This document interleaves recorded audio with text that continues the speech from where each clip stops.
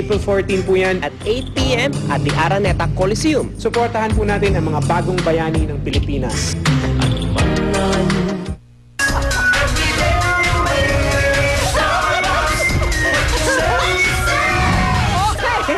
Bakit na ba talaga aga-aga buhay na buhay ang dugo ng mga taga-Remedios Circo? Dahil kasama natin si Aljur. Aljur, sagutin mo na ako. Pexmanan to, walang plastikan. Girlfriend mo na ba si Kylie Padilla? Sana. Sana. So, Pero ano, hindi eh. Hindi o hindi pa? Hindi po. Hindi po. Alam mo, mamaya ko yan uungkatin. Kasi babalikan ko muna yung nakaraan at tatanungin ko sa'yo, nagkaroon ka na ba ng relationship, no? Na hinadlangan ng magulang mo? Nagkaroon na ba?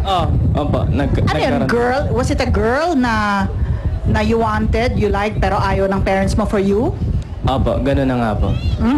Can you tell me the reason ba't ayaw ng parents mo? Sa totoo lang, gustong-gusto siya ng mga magulang ko. Gustong-gusto talaga kung bakit rin ako nahulog sa kanya. Pero nung bandang huli kasi, may misunderstanding lang na parang gustong-gusto kasi siyang makita ng mga magulang ko eh. Gusto siyang ma-meet, gusto siyang makilala ng lubusan, which is ipinagkait ng babae. Hindi naman sa ipinagkait kasi may dahilan.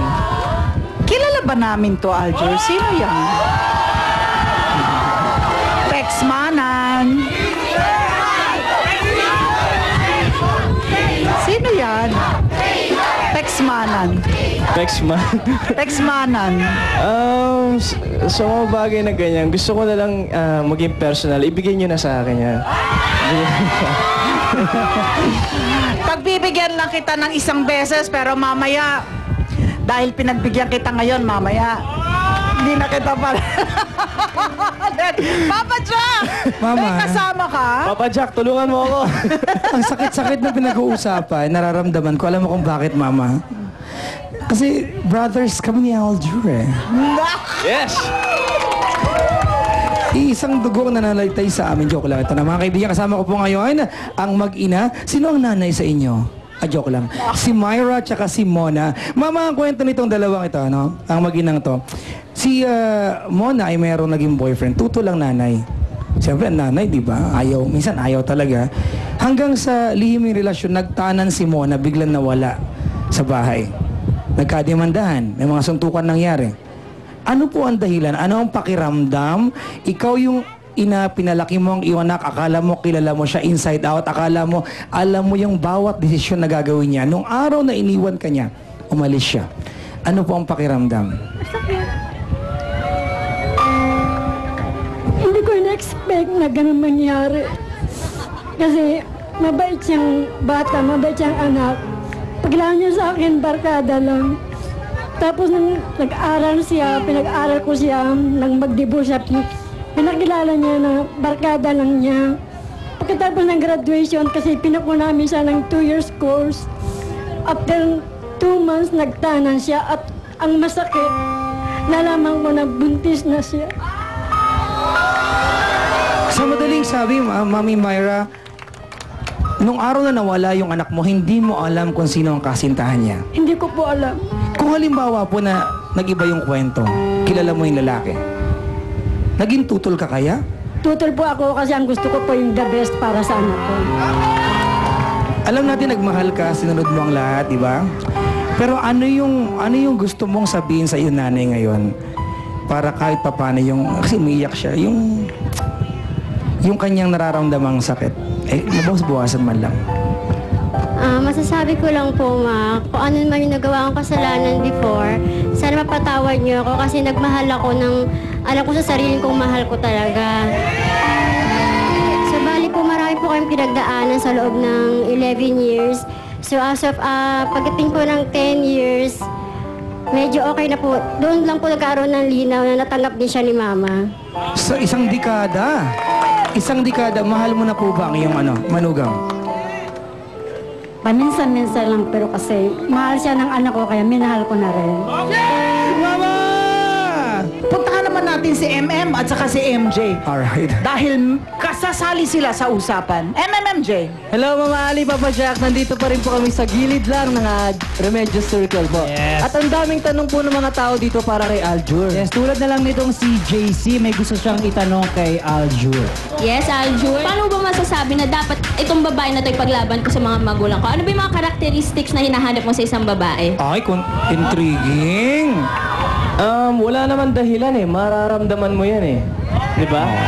Mararamdaman mo kung karapat dapat siyang ipaglaban. Makikita mo yan kung paano kanya alagaan, kung paano siya magmahal, kung sino siya talaga makikita mo eh. Si Kylie ba dapat ipaglaban?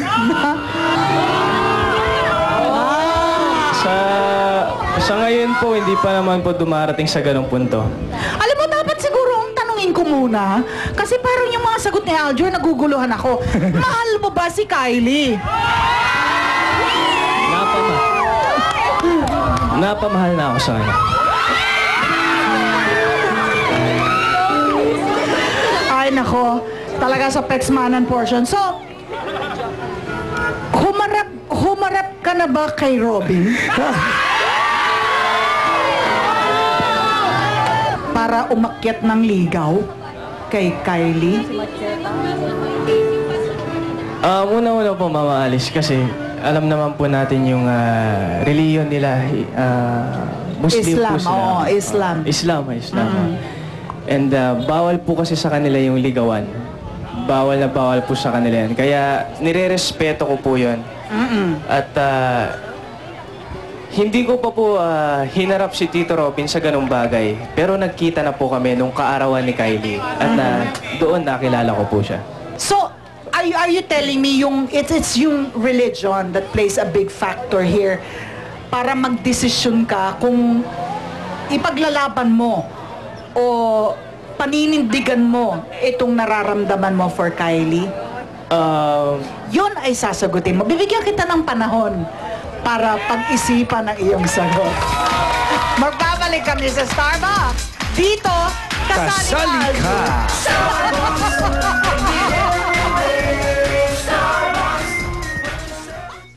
The game show everyone is waiting for is back with a new twist and your new host. Ako po si Edu Gonzalo, ang bago niyong makakasama araw-araw sa Family Feud, The Showdown Edition. Weekdays after Starbucks on GMA. Welcome to a prolific Northern Kapuso Mall shows. Rosales, April 16, SM City, Rosales. Urdaneta, April 16, Magic Mall, Urdaneta. Tarlac, April 17, Metrotown Mall. Party non-stop here on GMA.